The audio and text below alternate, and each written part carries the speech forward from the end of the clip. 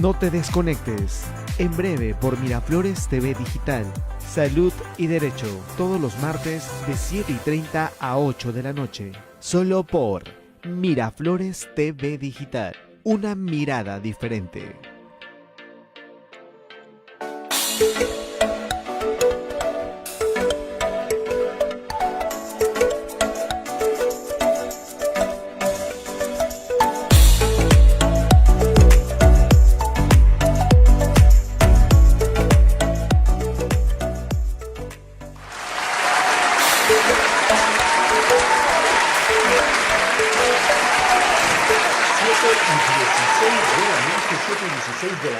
Minutos antes de lo usual, siempre estamos saliendo en vivo desde las 7:30, pero hoy estamos haciendo una excepción porque vamos a tocar dos temas legales bastante interesantes.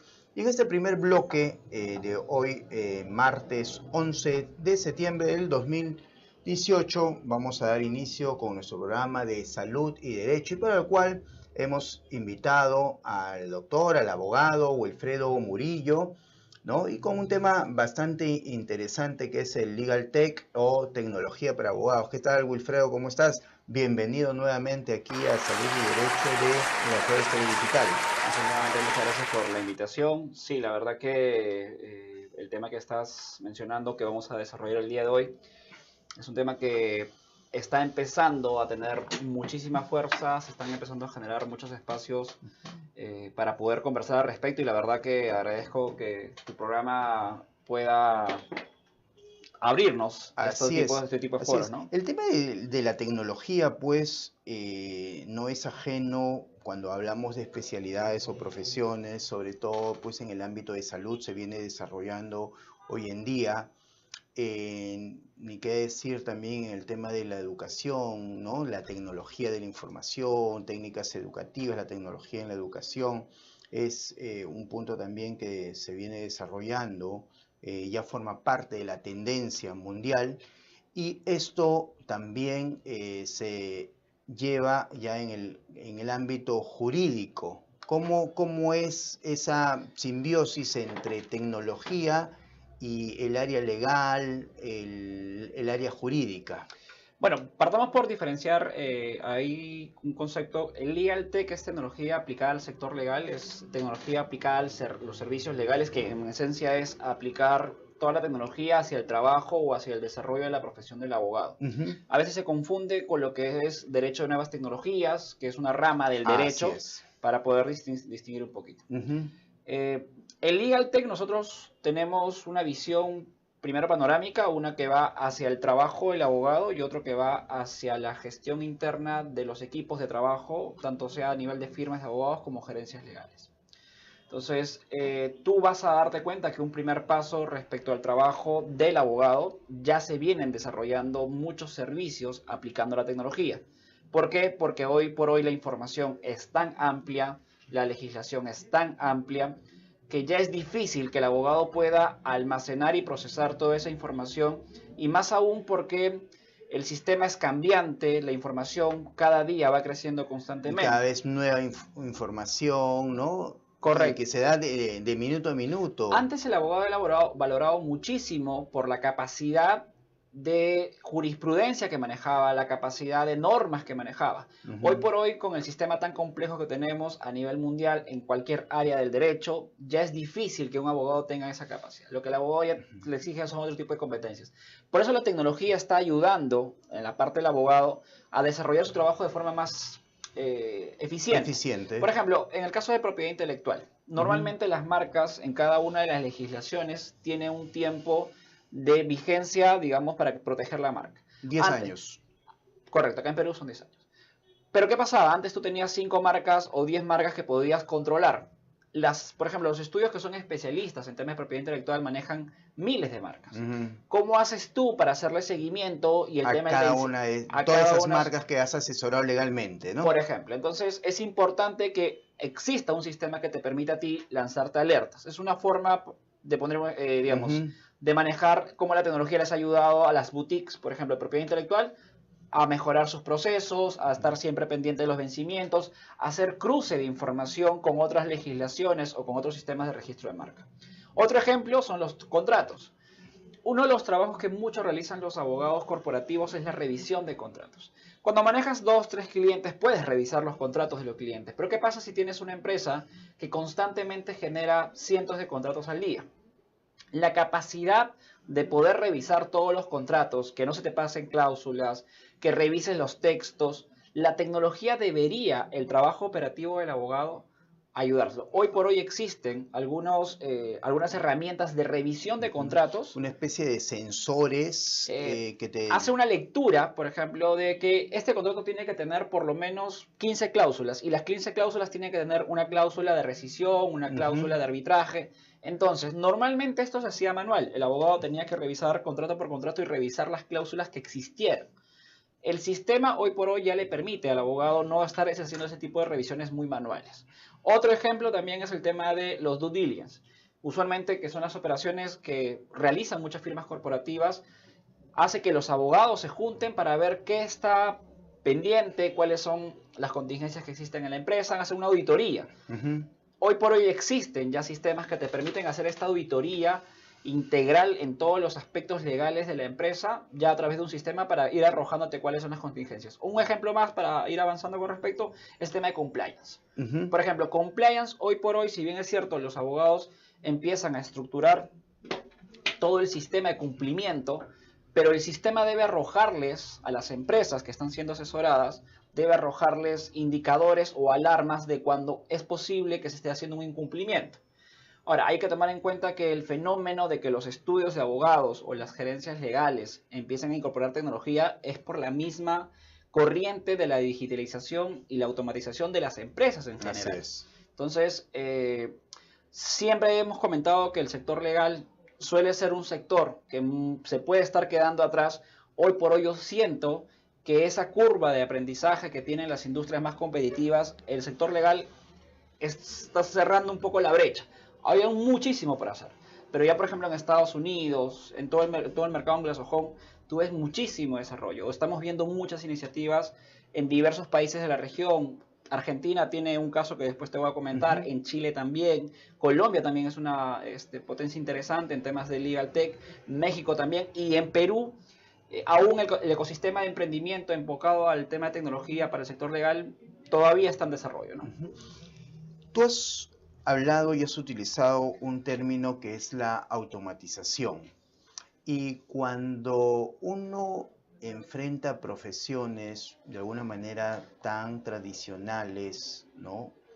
Por lo menos que se han venido manejando así en el ámbito nacional, de repente el término de automatización genera ciertos reparos y de pronto ese término, acuñarle a un abogado, dice, pero ¿y la tecnología en algún momento puede reemplazar mi función? Entonces, la tecnología, frente a esta situación y a estos ejemplos que tú estás dando, ¿podría reemplazar en algún momento al abogado, la función del abogado?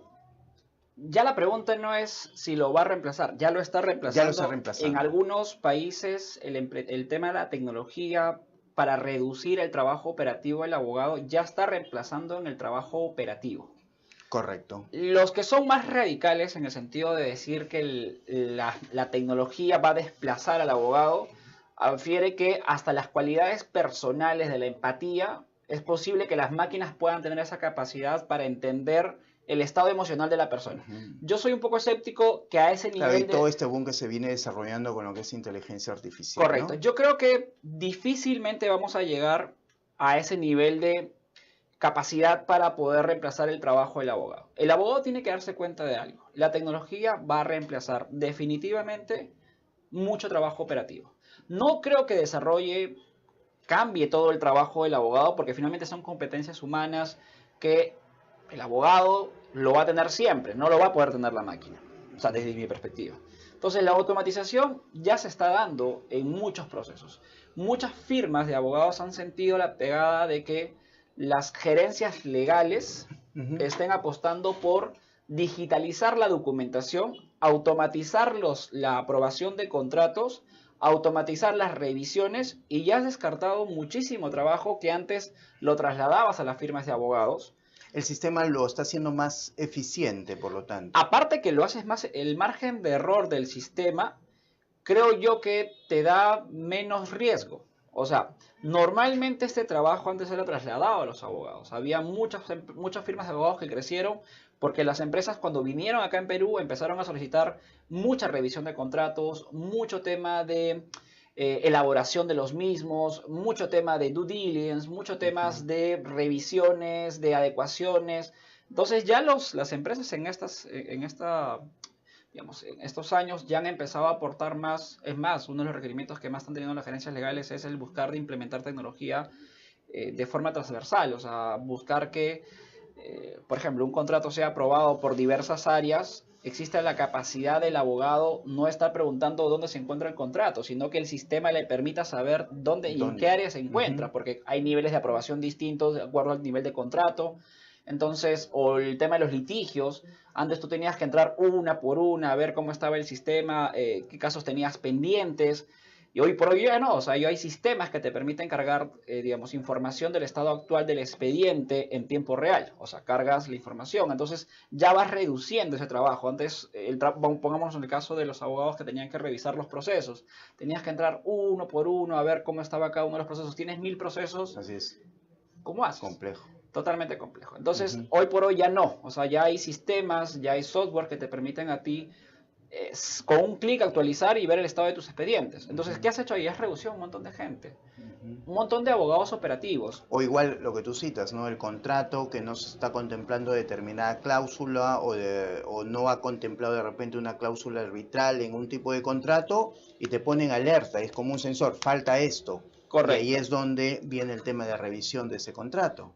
Y entonces hay reprocesos y todo lo demás, ¿no? Entonces, creo que por ese lado, respondiendo a la primera pregunta, si es que la tecnología va a reemplazar al abogado, no al abogado. Va a reemplazar el trabajo operativo del abogado, el trabajo de poco valor. Eso es en principio, el abogado va a tener que entrar en competencias mucho más complejas. Y utilizando esa misma pregunta, entonces, ¿hacia dónde va ya el perfil operativo del abogado? Si ya esa parte se puede sustituir a través de la tecnología, ¿cuál sería la función que el abogado empiece a desarrollar? Va a depender del área de especialización del abogado. La gestión con el cliente va a ser difícil que una máquina lo pueda hacer. La creación de nueva legislación, poniéndome en caso hipotético, podría ser que la máquina cree en función a la estadística de casos, pueda legislar difícilmente. Pero no hay que ser descabellados que podría pasar, ¿no? O sea, pongámonos en el caso... Y de repente... Cerramos el Congreso. No, de repente máquinas más éticas, ¿no? Sí, o sea, a lo que me voy es, por ejemplo, ¿cómo se crea hoy por hoy una ley? Una ley se crea en función a la discusión, en función a una problemática y una propuesta, aunque no hay el análisis costo-beneficio, usualmente la legislación se crea en el Parlamento, en el Congreso que tenemos nosotros, y sobre la base de eso se saca una ley. Y sobre esa ley el abogado tiene que trabajar. Existen diversas leyes en diversas áreas, ambientales, laborales y demás. Pero ¿qué pasaría si la legislación se creara en función a la máquina? ¿A qué me voy? La máquina maneja data, maneja toda la información, todos los casos que suceden y proponga una redacción de un artículo que tome en cuenta que va a coger la mayor casuística posible. Claro, no hay elemento político, no hay elemento social que muchas veces se pondera, pero hasta la ponderación de un proyecto social tiene una fórmula. Entonces, a ese lado podemos llegar, digamos, respecto al trabajo que podría hacer el abogado. Entonces, creo yo que hasta dónde vaya la tecnología, hoy por hoy no lo sabemos. Pero que las competencias que va a tener que tener el abogado sí van a ir por desarrollar. Y que ya está supliendo las acciones operativas. Las operativas más medulares, la del primer contacto, ¿no? Hasta, por ejemplo, existen los chatbots, que son plataformas de atención al cliente que permite atender las primeras consultas de primer plano. En China hay un que se llama Do Not Pay, que atiende y te asesora en consultas de multas y accidentes de tránsito, infracciones de tránsito. Tú hablas con un chatbot. Haces con un chatbot. Ellos automáticamente han desarrollado todo el proceso para la atención de consultas. Esto antes lo hacía un abogado. Entonces, ahorita en el Perú estamos todavía muy lejos de llegar a ese tema, pero hoy día conversaba con el socio de una firma que me dice, estoy llevando un curso de innovación, de negocios, y quiero hacer chatbot. Le digo, perfecto.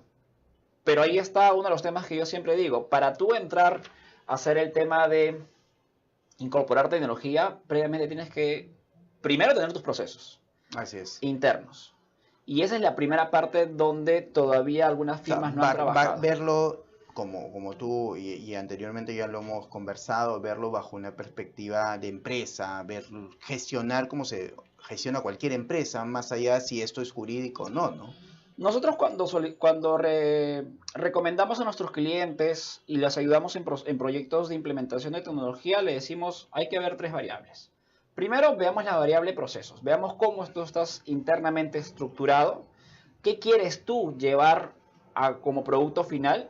Sobre la base de eso, una vez que te definas los procesos y lo tengas mapeado, eso de ahí también hay que ver cuál es el beneficio al cliente y hay que ver el capital humano con el que cuentas, porque también es un tema importante. Ahora, en el caso, por ejemplo, hoy se ve de que un cliente va a una firma de abogados especializado, lo que fuera, y cuando el abogado analiza, puede de alguna manera generar una predicción respecto a cómo va a ser el proceso de ese caso puntual. Llevándolo al campo de la tecnología, la capacidad de predicción, de predictividad, puede ser mucho más interesante porque recoge data mucho más interesante en función a jurisprudencias, en temas normativos y por cuestiones, pues yo alimento data y cuestiones de algoritmos y todo eso, va a salir de repente un porcentaje y que yo pueda ser más eficaz en este caso de decirle, mira, ¿sabes qué? Tu predicción para este caso puntual es de un 50%, de un 80%. Correcto. ¿Cómo recae el tema tecnológico en este ejemplo que te cito? En Legal Tech hay algunos términos que son muy claves para poder tener una visión al menos panorámica, porque en realidad en Legal Tech es extenso el tema. Automatización es un primer punto, vemos el tema de inteligencia artificial, vemos el tema de Big Data y vemos el tema de Machine Learning. ¿Qué es donde tú me dices? Las máquinas van a aprender de forma automática en función a los casos. Pero primero parte por lo que acabas de decir. Pongamos que tú empiezas a alimentar de la casuística cómo resuelve un juez sobre ciertos casos.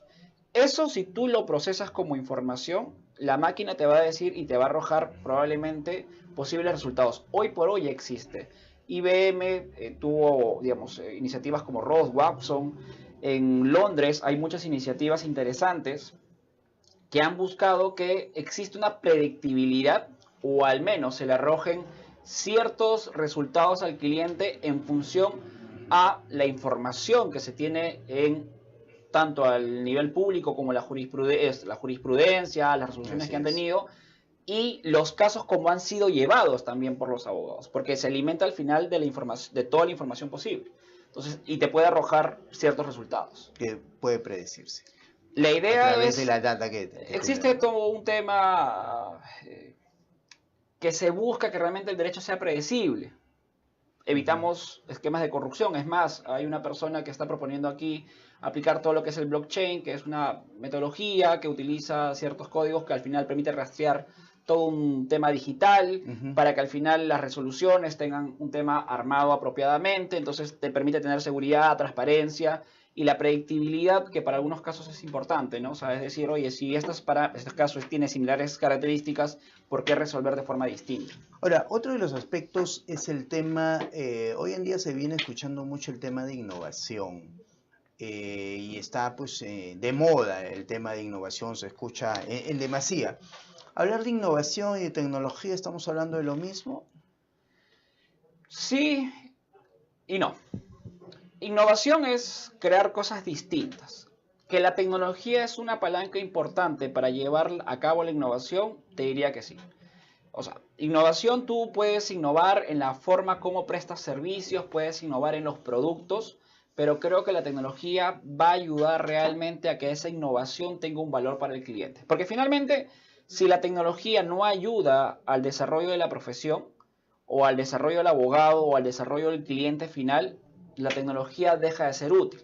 Entonces, si tú no innovas con tecnología, tienes poca probabilidad que tu innovación tenga realmente un efecto, ¿no? Ahora,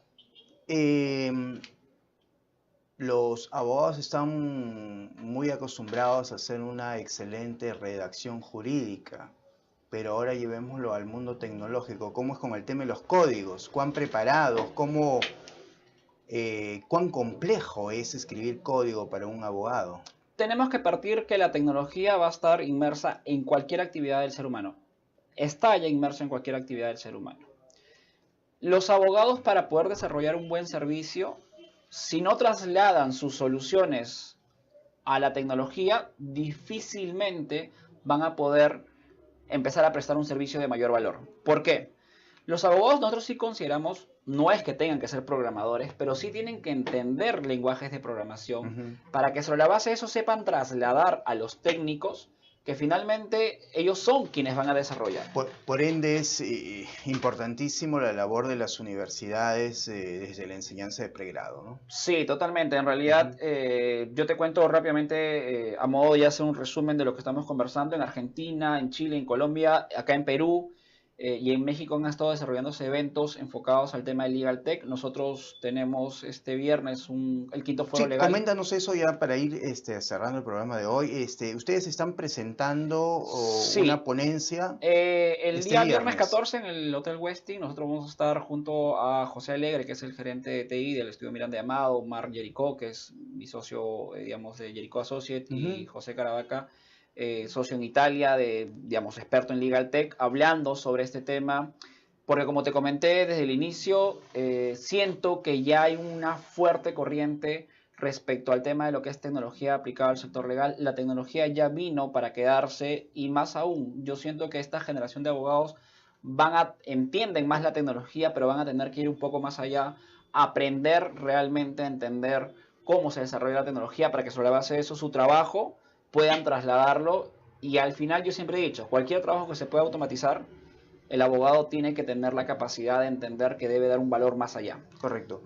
Y aquellas personas que quisieran pues asesorías por parte de la empresa, y no solamente en Legal Tech, sino en todo el tema de gestión, marketing jurídico, ¿cómo lo pueden hacer? ¿Ustedes están en LinkedIn? ¿Están en...? Sí, recomendamos agregarnos a nosotros a LinkedIn, agregamos que nos puedan contactar. Ahí tenemos nuestra información de lo que venimos trabajando, un poco también compartiendo información del sector legal. ¿Los ubican como? Wilfredo Murillo o como Jericó Asociados en LinkedIn. Perfecto. Wilfredo, de verdad el tiempo es corto cuando conversamos contigo. El tema de gestión en el mundo jurídico es bastante amplio. Esta vez hemos tocado contigo el tema de Legal Tech, tecnología para abogados, ¿no? Y ya estaremos pues siguiendo las próximas charlas, ponencias en este ámbito de gestión jurídica, ¿no? Bueno, te agradezco a ti, Hansel, nuevamente la invitación. En verdad, de Legal Tech se desarrollan eventos de horas, y yo sé que acá el tiempo es corto.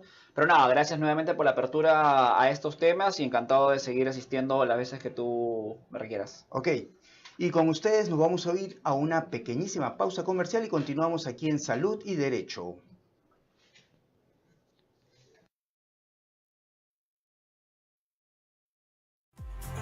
No te desconectes. En breve por Miraflores TV Digital. Salud y Derecho. Todos los martes de 7:30 a 8 de la noche. Solo por Miraflores TV Digital. Una mirada diferente. No te desconectes. En breve, Divina Justicia. Todos los martes de 6 a 7 de la noche. Solo por Miraflores TV Digital. Una mirada diferente.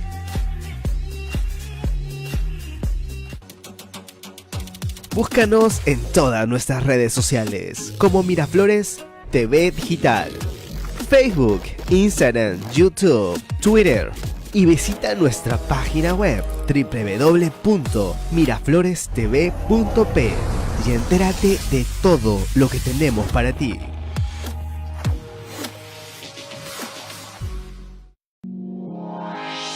Somos tu canal digital, Miraflores TV. Tú nos respaldas, nosotros trabajamos por ti. Miraflores TV Digital, Facebook, Instagram, YouTube, Twitter y visita nuestra página web www.miraflorestv.p. Todos los temas, todas las culturas, toda la información que tú deseas escuchar, solo por Miraflores TV Digital. Y entérate de todo lo que tenemos para ti.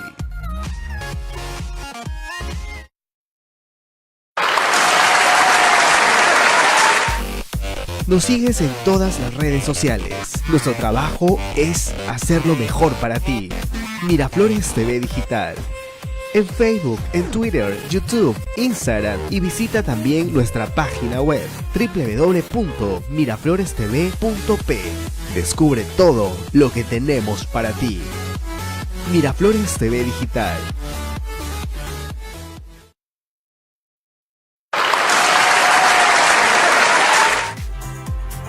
No te desconectes. En breve por Miraflores TV Digital. Salud y Derecho. Todos los martes de 7:30 a 8 de la noche. Solo por Miraflores TV Digital. Una mirada diferente.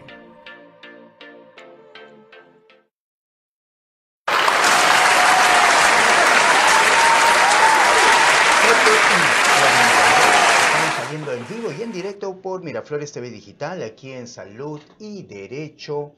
Y en este bloque vamos a hablar de un tema completamente distinto del mundo tecnológico. Ahora nos vamos a una situación social, pero que tiene repercusiones en el ámbito legal. Y es por ello que hemos invitado el día de hoy a la abogada Margarita Díaz Picasso. Ella es especialista en Derecho en Género y Desarrollo, y el día vamos a conversar un tema bastante importante, que es el acoso sexual en las universidades. ¿Qué tal, Margarita? Encantada. Bienvenida nuevamente aquí a Salud y Derecho de Miraflores TV Digital, ¿no?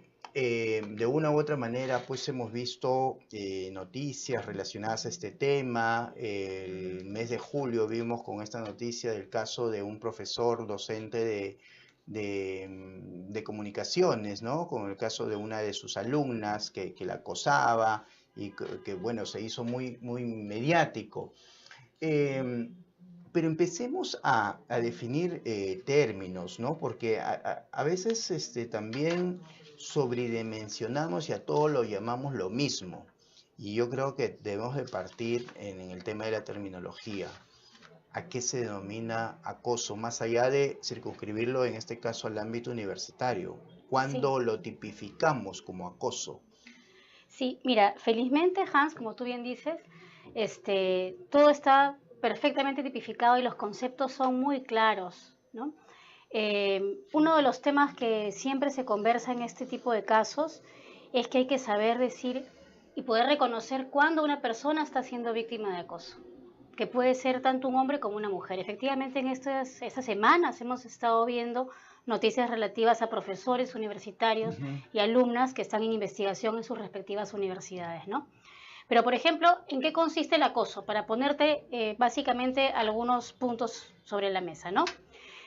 Por ejemplo, promesa explícita o implícita de un trato preferente o beneficioso respecto a su situación actual o futura a cambio de favores sexuales. El típico chantaje. Correcto. ¿no? En el mundo universitario... La nota, por ejemplo. La nota. Estás mal en el curso y te voy a aprobar. Es un chantaje, es una coerción de alguna forma. Porque que yo se tengo el ejerce. poder como docente. Por supuesto. En este caso hay una relación de poder del docente con la alumna o de la docente con el alumno. Correcto. Pero no solamente hay acoso cuando hay esa relación jerárquica, puede ser acoso entre pares también, entre estudiantes mismos. Y que ¿ya? encontraba estadísticas que inclusive es mayor el acoso entre pares, o manejas una data distinta. Lo que pasa es que en el mundo universitario. Acá aclaremos que estamos hoy hablando día de la estamos universidad, hablando, así sí. es. Lo que pasa es que hay más alumnos que profesores y alumnas que Y profesores. por lo Es por tanto, eso que es lógico que proporcionalmente va a haber proporcionalmente más. haya más. Correcto. Mira, otra de las conductas son las amenazas.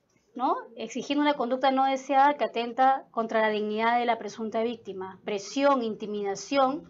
¿Para qué? Para tener este acercamiento de naturaleza sexual. Está el tema de uso de términos de naturaleza o connotación sexual escritos o verbales. Acá estamos hablando de las miradas, de los silbidos. Así es, los mensajes de texto, porque ahora se pueden usar las redes, ¿no es cierto? Correos electrónicos, mensajes de texto. También cierto tipo de miradas, cierto tipo de acercamientos, aunque no haya habido un tocamiento, todos tenemos un cierto esquema de distancia cuando conversamos unos con otros, unas con otros. Hay personas que se acercan mucho y que empiezan en ese acercamiento a tratar de intimidar a la víctima o a tratar de tener un acercamiento indebido de carácter sexual. Eso también es acoso.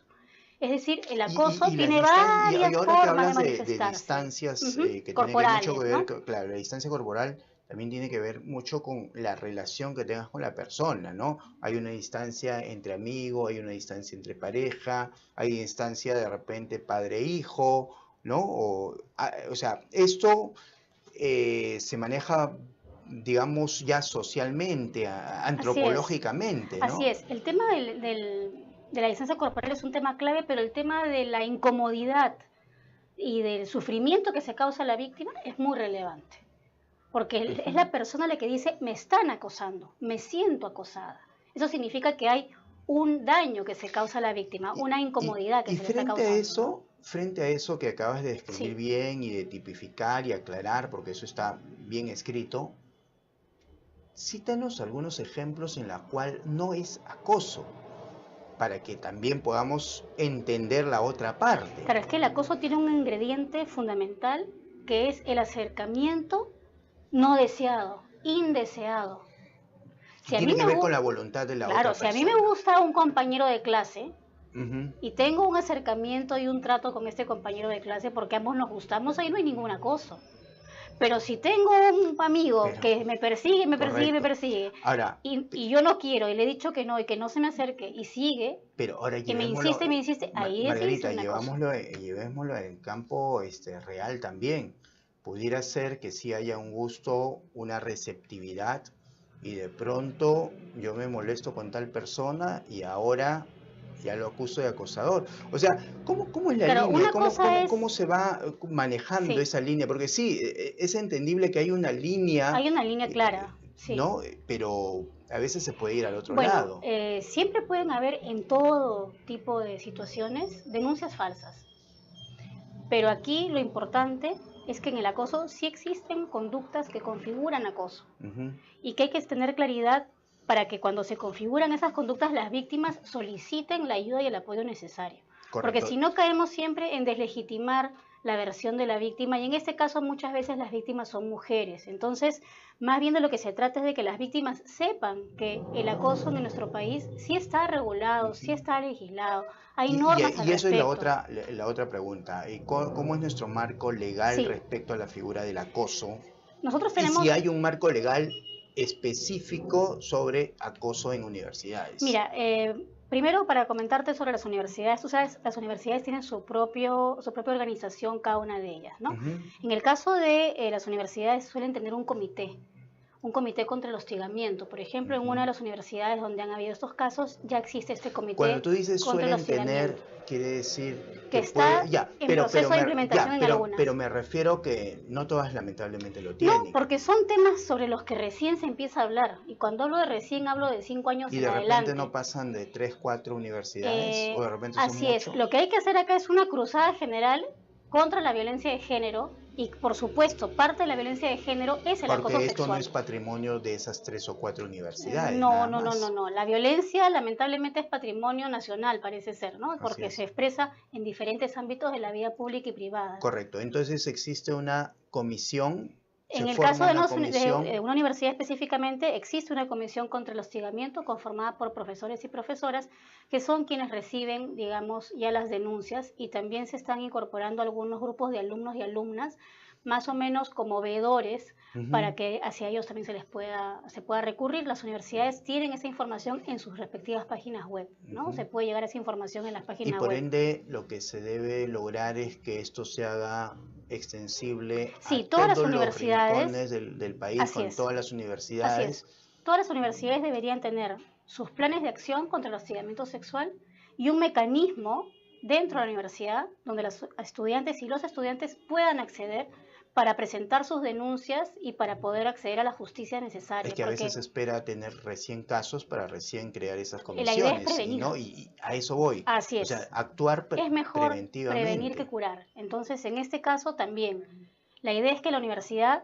ya que forma profesionales, mujeres y hombres, que la universidad sea un espacio libre de violencia de género, porque así estas profesionales y estos profesionales van a poder también tener una vida libre de violencia de género. No repitamos en las universidades lo que se repite, lo que se da fuera de las universidades. Es Correcto. muy importante. Ahora, sobre el marco legal que tú me Sí, estabas sí. preguntando. Ya tenemos básicamente el ordenamiento jurídico internacional, tenemos la Convención Belén do Pará, que habla extensamente sobre la violencia de género, y tenemos también la ley 29742, que es la ley para la prevención y sanción del hostigamiento sexual, y su reglamento. ¿Eso es en general o ya está Esta norma tiene direccionado? que ver con la parte laboral, pero también se aplica a Se centros extiende estudiantiles. Así es. a los centros. Así ya. es. Entonces, existe ya una normativa general sobre el acoso.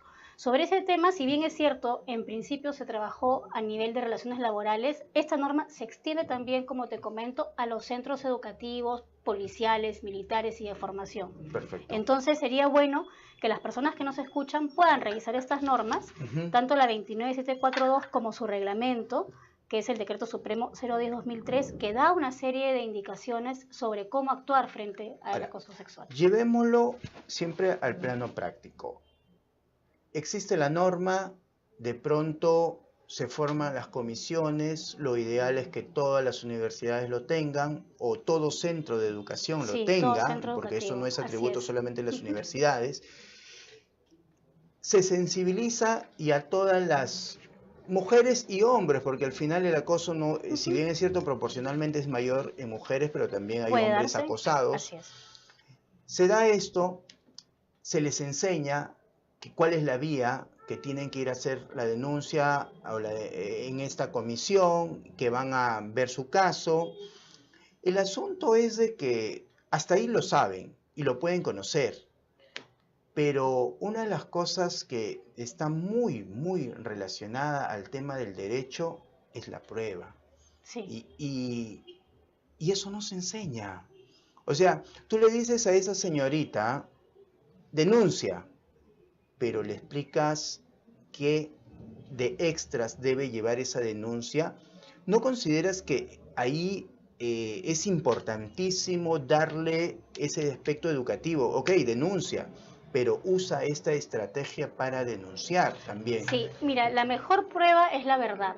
Ujú. Cuando una persona denuncia y tiene la verdad de su lado, recuerda perfectamente los hechos, digamos, para poderlos narrar y puede decir qué es lo que sucedió, cómo sucedió, dónde sucedió y cuándo sucedió. Y siempre hay elementos conexos que ayudan precisamente a corroborar la versión de la víctima. O sea, la verdad se prueba casi siempre. El tema es que esos espacios suelen ser espacios más privados también. Por ejemplo, el acosador normalmente no acosa delante de mucha gente, acosa en espacios privados, donde está solo con la víctima, ¿no es cierto?, para lograr ese acercamiento indebido. Entonces, pero la víctima puede recordar el día, puede recordar el lugar, puede recordar cómo estaba vestida la persona. Y pueden haber diferentes, digamos, elementos que nos den cuenta de que efectivamente ha habido un acoso. Hay pericias también, pueden haber exámenes psicológicos que dan cuenta pero del la acoso. pregunta es, ¿eso llevarlo al ámbito académico? O sea, los docentes, esa comisión que tú citas, docentes, autoridades, por ahí, Si hay delitos, participación de tendrá que alumnas. pasar a la vía Claro, penal también, ¿no? pero en el ámbito, porque también tiene que haber una sanción o una determinación administrativa. En Existe el todo un ámbito, sistema de en el- sanciones, por supuesto. Por eso, pero ahí también hay asesores La legales. destitución, etcétera. Tiene que haber asesores legales que Sí, determinen de si todas maneras. esto Lo que pasa es viaja que dentro del derecho o no. Lo que pasa es que el derecho de la víctima, estamos partiendo de casos ciertos, ¿no es Así cierto? es. Cuando hablamos sobre este tema estamos partiendo de que son ciertos los casos. Pueden haber casos que no sean ciertos. Es decir, como te decía, Creados, inventados. en cualquier caso, sobre cualquier tema, nos enfrentamos frente a la verdad o frente a la mentira. Ujú. Pero el tema es que no porque no sea tan sencillo de probar, yo descalifico a la víctima. Porque existen muchos elementos que permiten probar si es que hubo o no hubo acoso. Porque estos delitos, y porque también hay delito de acoso sexual, porque existen ciertas conductas que están tipificadas en el Código Penal y que explican Que eso como ya acoso, lo ve el ¿no? fuero judicial penal. Que son modificaciones recientes a la norma 30364, que es una norma precisa sobre violencia, y además modificaciones al Código Penal específicamente que se han dado en los últimos 2 meses y que tipifican algunas conductas como delito, ¿no? Que son relativas a acoso. Aquí el tema es el siguiente. Es verdad que no es sencillo la prueba. En general la prueba no es fácil en ningún caso, pero no por eso se debe descalificar a la víctima. Y no Porque por eso se debe de abstener. Se debe de investigar. Y no se debe abstener a aquella señorita que ha pasado por el caso. Claro, se debe de investigar, porque también existen, como te digo, exámenes psicológicos y además normalmente cuando hay un acosador, no acosa a una persona, suele acosar a varias personas. Es decir, es una conducta que suele ser repetitiva. Hay un perfil Así ahí. es, ¿no? Puede ser que sí o puede ser que no, pero en muchos casos es repetitiva. Entonces, Correcto. habla una chica, habla otra. Puede haber el caso, por ejemplo, de acoso de mujeres a hombres, de mujeres a mujeres, de hombres a hombres, de hombres a mujeres. O sea, no es un tema exclusivamente de hombres hacia mujeres. Así es. Y es muy importante también decirle a los alumnos que son hombres, que si sufren acoso por parte de sus profesoras, por parte de algún compañero, alguna compañera o algún profesor, también lo denuncien. Porque a veces soslayamos, digamos, cuando el otro lado de la moneda, ¿no? Cuando y existen la víctimas, víctima es hombre. Si bien es cierto, la mayoría, en un número muy superior son mujeres, existen casos también de hombres. Entonces es importante destacar que en ambos casos debe haber denuncia y que las universidades necesitan implementar mecanismos de prevención y trabajar de manera coordinada con el Ministerio de la Mujer y Poblaciones Vulnerables para que esto no suceda. Porque si estamos ante situaciones tan delicadas, imaginemos qué clase de valores estamos nosotros también brindando a los profesionales y a las chicas y chicos que se educan en las universidades. Vamos a seguir repitiendo una cultura de discriminación, vamos a seguir repitiendo una cultura de desvalorización de las mujeres, por ejemplo, que son la mayoría de las víctimas, cuya palabra además casi siempre se pone en tela de juicio. O sea, vamos a seguir repitiendo la violencia de género y las desigualdades con las brechas que tenemos en nuestro país, o queremos dar el salto a la modernidad que pasa por tratarnos como iguales y valorarnos de una forma de vida y adecuada. Ese es un punto clave, A mí me parece sumamente valioso que hoy se converse de estos temas. Me parece sumamente valioso que hoy se digan las cosas en voz alta porque nos permite corregir y cambiar. Y ya habíamos conversado contigo que no van a ser el único tema que desarrollemos, ya desde ya comprometida a poder tocar estos temas que forman parte de nuestra realidad, lamentablemente, que existe un marco legal, pero hay que conocerlo, hay que implementar, en este caso en las diversas universidades, hacerlo extensivo, no solamente en Lima, sino en todos los rincones del país y que se pueda conocer, ¿no? Gracias, Margarita, muchísimas gracias por la entrevista el día de hoy. Hoy día estuvimos con Margarita Díaz Picasso, ella es especialista en Derecho en Género y Desarrollo y con un tema bastante importante que es el acoso sexual en las universidades. Muchas gracias a ti, Hans. Muchísimas gracias a ti. Y con ustedes nos vamos hasta el próximo martes aquí en Salud y Derecho, ya haciendo extensivo también nuestros saludos a Miguel Cortés, que ya esperamos tenerlo aquí en cabina. Bueno, hasta el próximo martes.